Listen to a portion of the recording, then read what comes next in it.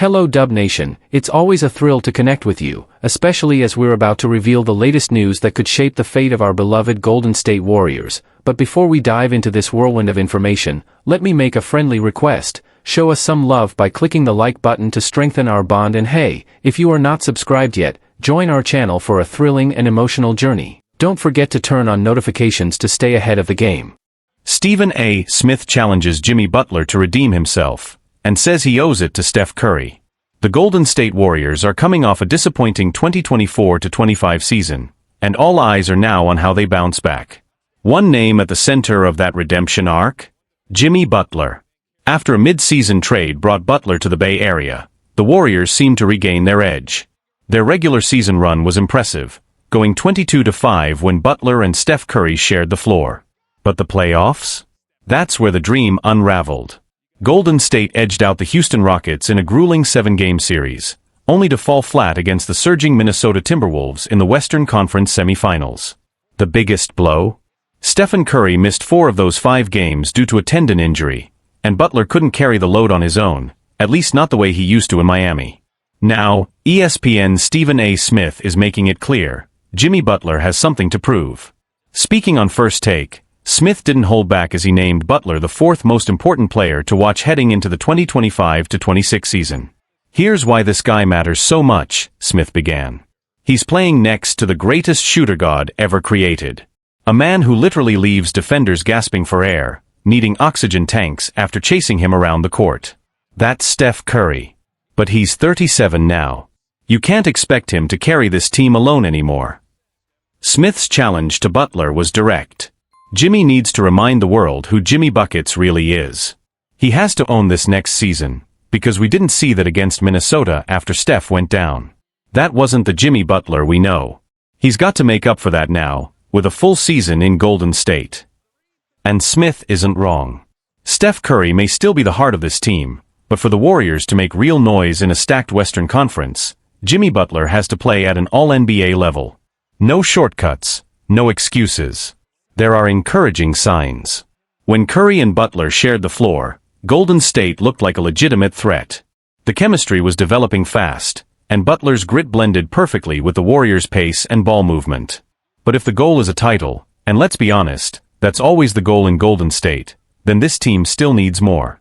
One potential solution? Trading Jonathan Kuminga before or at the deadline for a win-now piece. Someone like Nikola Vucevic could be the perfect fit.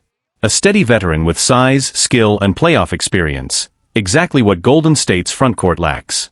But even with the right roster moves, the spotlight will remain on Butler. He came to San Francisco with championship expectations, joining forces with a living legend in Steph Curry. Now he has the chance, and the responsibility, to rise to the moment. If both stars stay healthy and play to their full potential, the Warriors can't be counted out. Not yet. Because when Jimmy Butler plays like Jimmy Buckets, and Steph Curry does what only Steph Curry can do, anything is possible. But for Jimmy Butler, this season isn't just about winning games, it's about rewriting the narrative. Since his move to Golden State, Butler has found himself in unfamiliar territory. No longer the clear alpha, no longer the heartbeat of the locker room like he was in Miami. In the Bay, that role still belongs to Steph. And yet, the Warriors didn't bring Butler in just to be another piece. They brought him to be the difference maker, especially in moments when Steph can't be. And the pressure is mounting. Golden State's front office made a bold move in acquiring Butler, sacrificing long-term pieces and cap flexibility in hopes of one more championship run. Internally, there's belief, but also urgency. The clock is ticking. Draymond Green isn't getting younger. Klay Thompson, though re-signed on a short-term deal, is adjusting to a reduced role. And Steph, as brilliant as ever, can't be expected to put up MVP-level numbers every night at 37. That's where Butler comes in. This isn't just about buckets, it's about leadership, intensity, and accountability. It's about taking over when the moment calls for it, like he's done so many times before. But in Golden State, doing it means more, because this team, this fanbase, this legacy, they've seen the mountaintop. They're not chasing relevance. They're chasing rings. And if Butler wants to be a part of that legacy, this season is his proving ground. Already, reports around the league suggest that the Warriors are not done making moves. While names like Vucevic are floating as possible trade targets, insiders say Golden State is also exploring younger, high-upside big men who can grow alongside the core but contribute immediately. Any moves they make will be influenced by how Butler performs early in the season, both on the court and in the locker room. The national media is watching too. Butler's under a microscope, and so is the Warriors' new-look roster. Analysts like J.J. Redick and Kendrick Perkins have questioned whether Butler's physical style and high-usage game can mesh long-term with Golden State's pace-and-space philosophy. Others wonder if he can hold up physically, given the miles on his body. But make no mistake, the opportunity is still massive. If Jimmy Butler finds his rhythm, embraces his role, and delivers when it counts, he could help lead the Warriors to another deep playoff run, maybe even a finals appearance. He could silence the doubters, strengthen his Hall of Fame case, and earn a permanent place in one of the most successful dynasties of the modern NBA era. More importantly, he could give Steph Curry the one thing every legend deserves in the twilight of his career, a real shot at going out on top. So yes, as Stephen A. Smith said, Jimmy Butler owes it to Steph. But he also owes it to himself. Because legacies aren't just built on talent. They're built in seasons like this one. Lakers insider reveals LeBron James had a tough summer, and suggests Warriors rumors were no accident. While the Golden State Warriors navigate one of the most uncertain off-seasons in recent memory, a curious storyline has quietly gained traction, multiple reports linking LeBron James to the Bay. Coincidence? Not exactly, at least, not according to someone close to the Lakers camp.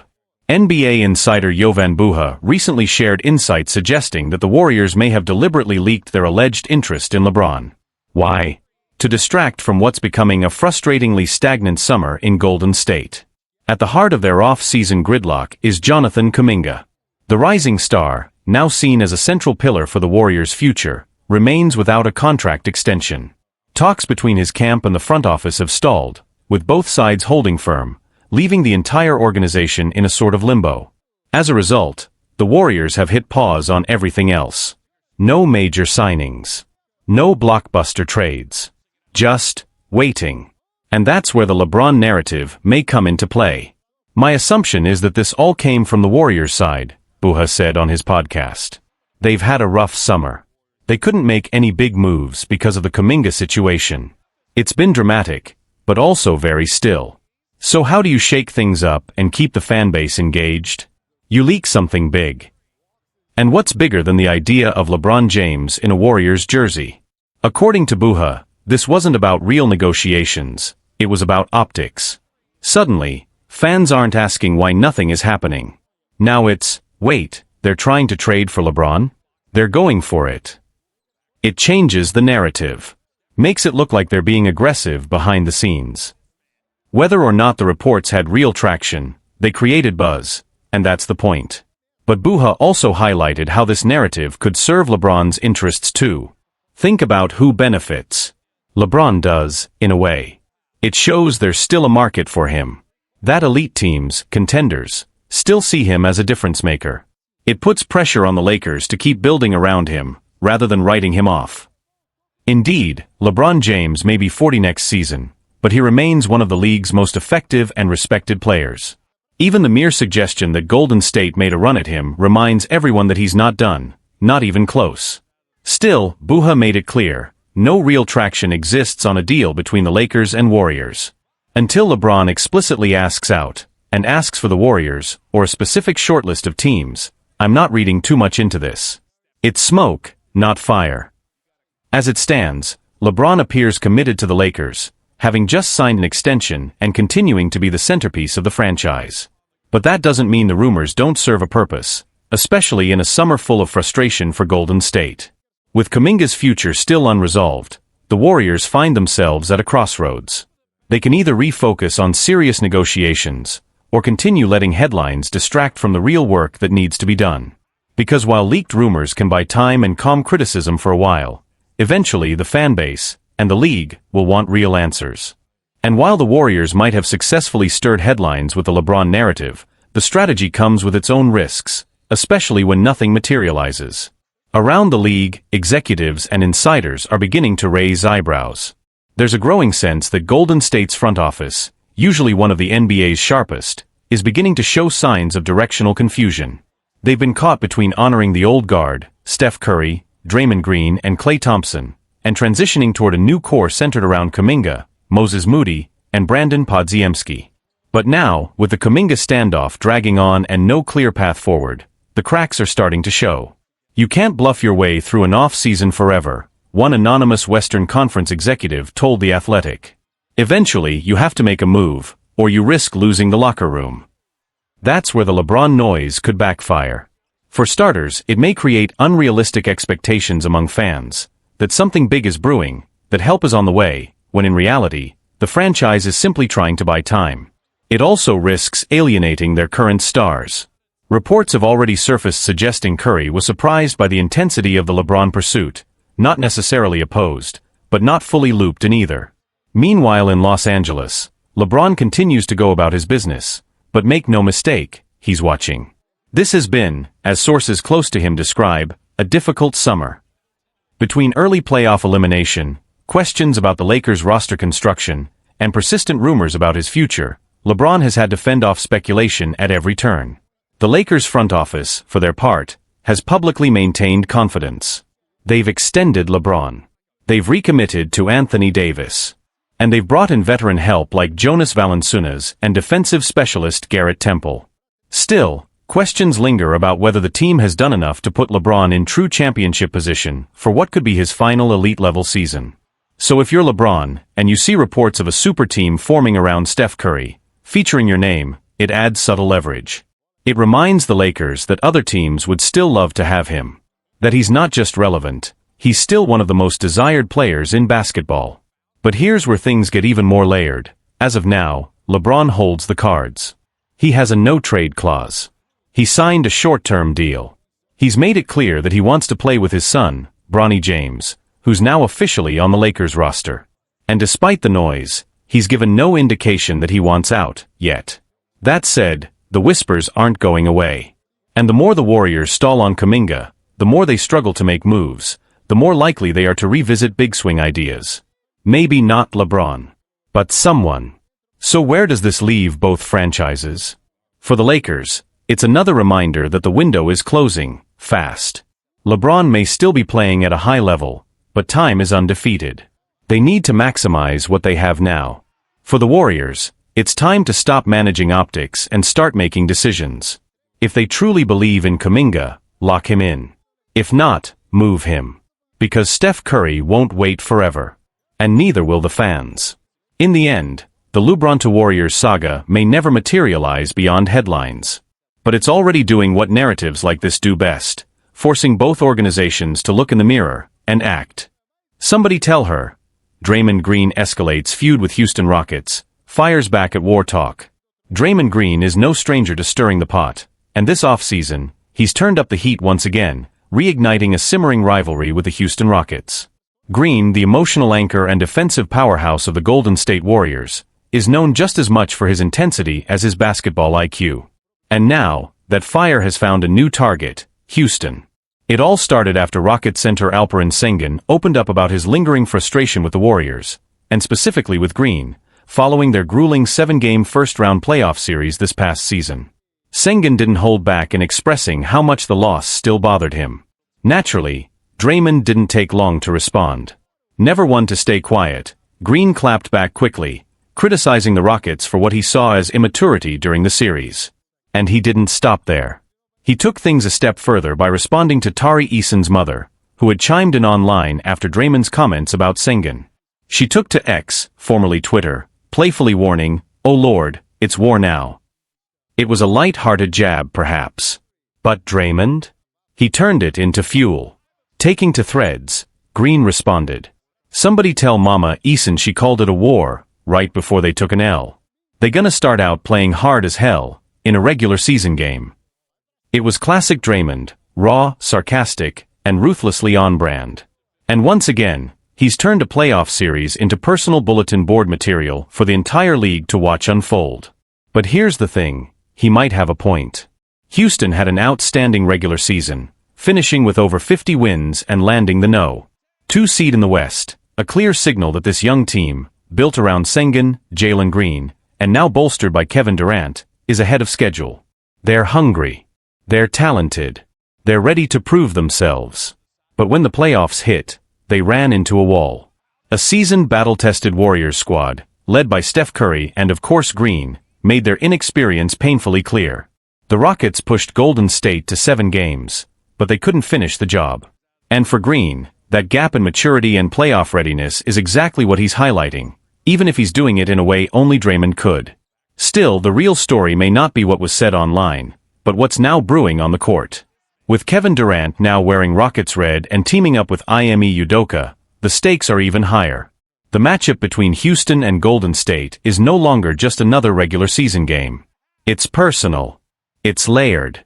And thanks to Draymond, it's louder than ever. For the Rockets, the message is clear: last season's early exit can't be repeated. With Durant's championship pedigree, the time for growth is over. It's time to win, not just regular season games, but meaningful postseason battles. And for Draymond Green?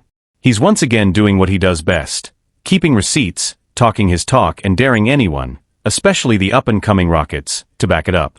The next time these two teams meet, it won't just be a game. It'll be must-see TV. And the next chapter in this growing feud might be closer than we think. With the NBA's schedule recently released, fans have already circled the first matchup between the Rockets and Warriors, a nationally televised primetime game set for mid-November. It's not just a rematch. It's a statement game. The anticipation is palpable. Tickets are selling fast. Social media is buzzing. And Draymond Green, whether intentionally or not, has turned what would have been a routine early season showdown into one of the most talked about games on the calendar. Even around the league, players are paying attention. One Western Conference scout said, "This is going to be one of those games where nobody wants to miss warm-ups." There's real tension here now, and the younger Rockets aren't going to back down anymore. That could be true. Houston's young core is no longer playing with house money. Now with Kevin Durant in the fold, the expectations have shifted drastically. Durant brings not only elite scoring and championship experience, but a personal stake in any battle against Golden State.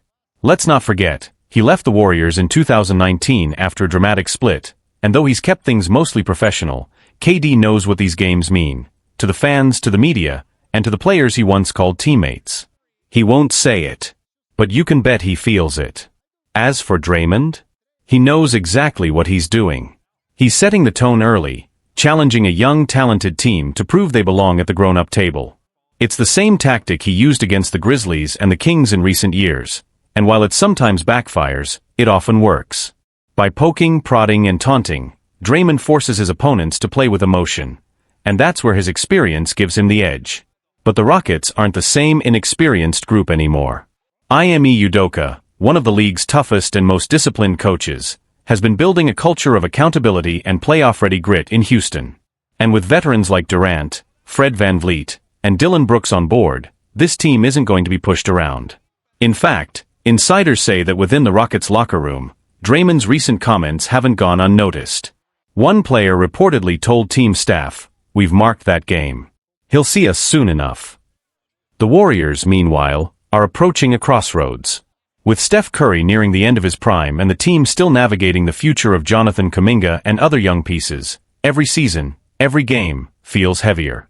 Draymond may be loud, but he's also aware, time is running out on this dynasty's window. That's why he talks. That's why he pokes the bear. Because for Draymond Green, it's always been about more than just basketball. It's about edge. It's about mind games. It's about making sure his opponents feel the pressure before the game even tips off.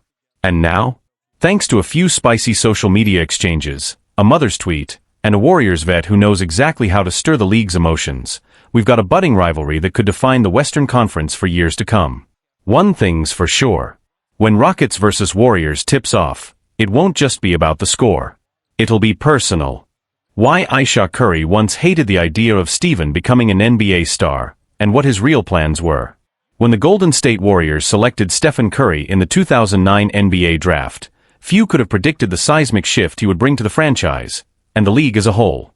6 players were picked ahead of him, but none have come close to matching the impact of the baby-faced assassin, who's now widely regarded as one of the greatest shooters in basketball history. Today, Steph Curry is the face of a generation and a global icon. But according to his wife, Ayesha Curry, the journey to stardom wasn't something they had planned, or even wanted at first.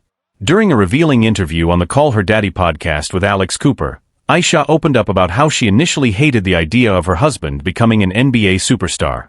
"It's a double-edged sword," she admitted. "There are parts of it that have opened doors for me, and of course I've had to walk through them and work hard to stay in those spaces. But that's the elephant in the room. I'm grateful for the opportunities, but at the beginning, I hated it." What made it so difficult? Ayesha explained, "I didn't sign up for this. I never imagined this would be our life. I didn't even think he was going to play professional basketball. In fact, Steph once had a completely different dream, becoming a high school basketball coach. Long before the fame, endorsements, and championships, a young Steph Curry envisioned himself not on center court, but on the sidelines, helping young players grow." Ayesha reflected on those early conversations. "He told me he wanted to coach high school basketball. And I thought, okay, I can see that life. I thought that's where we were headed. So everything that followed, it was just surreal. It felt strange." What made the transition especially tough, according to Ayesha, was adjusting to the intensity of NBA fame, especially from fans. Sports fans are just different. It's a whole different world from entertainment. And honestly, it can be ruthless. I never saw that coming. Despite all the challenges, it's clear that both Steph and Ayesha have found a way to grow, individually and together, within the spotlight. But Ayesha's honesty serves as a reminder that behind every icon is a real person, and behind every success story is a path filled with unexpected turns. And to think, if things had gone differently, the greatest shooter in NBA history might have been drawing up plays for a high school team, not lighting up arenas around the world.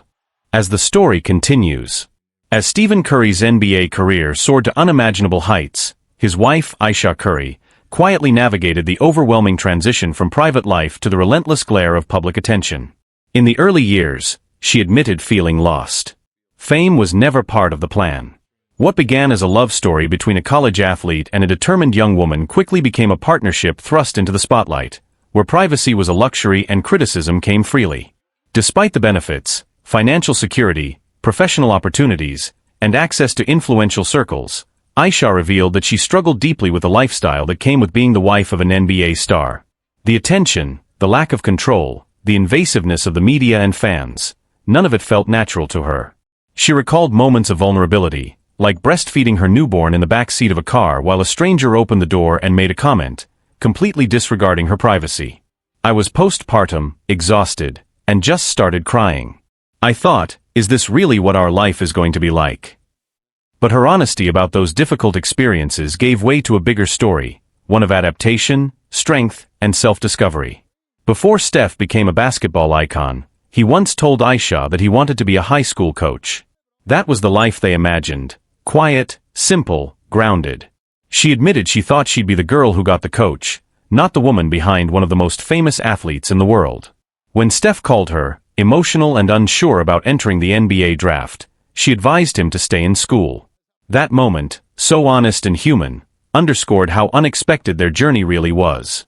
Today, of course, Steph is celebrated as a generational talent, multiple-time NBA champion, MVP, and widely considered the greatest three-point shooter of all time. But behind his rise was a young couple trying to make sense of their rapidly changing world. Ayesha, once resistant to fame, eventually carved out her own path. Though she had never imagined herself as a wife or mother, let alone a public figure, she evolved into all of those roles with intention. She became a successful entrepreneur, author, TV host, and the founder of a lifestyle brand, balancing her professional ambitions with her responsibilities as a mother of four. One of the most compelling parts of her story is the way she and Steph approach their relationship, not as a hierarchy, but as a partnership. She openly talks about leading family discussions, managing responsibilities, and even being the bigger spender in the household. But rather than diminish her husband's image, she believes it strengthens it. "When I step into my role, it doesn't take anything away from him, it adds to him," she said. What began with uncertainty became a powerful dynamic rooted in mutual respect and shared growth.